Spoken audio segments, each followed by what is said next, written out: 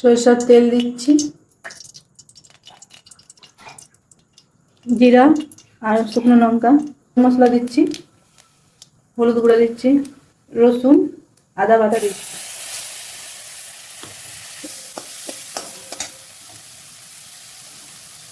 তো মশলাটা 5 মিনিট কষে নেব। মশলাটা কষা হয়ে গেছে, এরপরে দিচ্ছি লবণ, লঙ্কা, ধনা আর জিরা গুঁড়ো করে রেখেছি ভেজে। দেখুন আলুটা দিচ্ছি,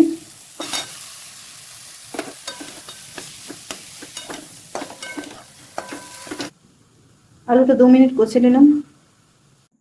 দেখুন ডিমটা দিচ্ছি আলুর মধ্যে,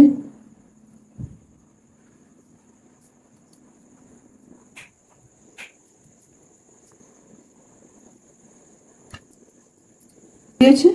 এরপরে ডিম দিয়ে আর বিস্কুটের গুঁড়ো দিয়ে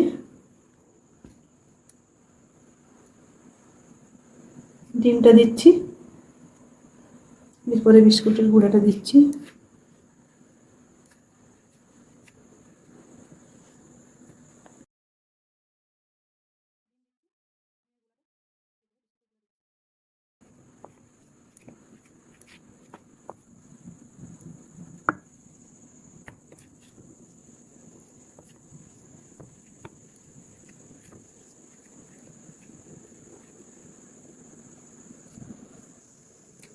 তেলটা গরম হয়ে গেছে, এরপরে দিচ্ছি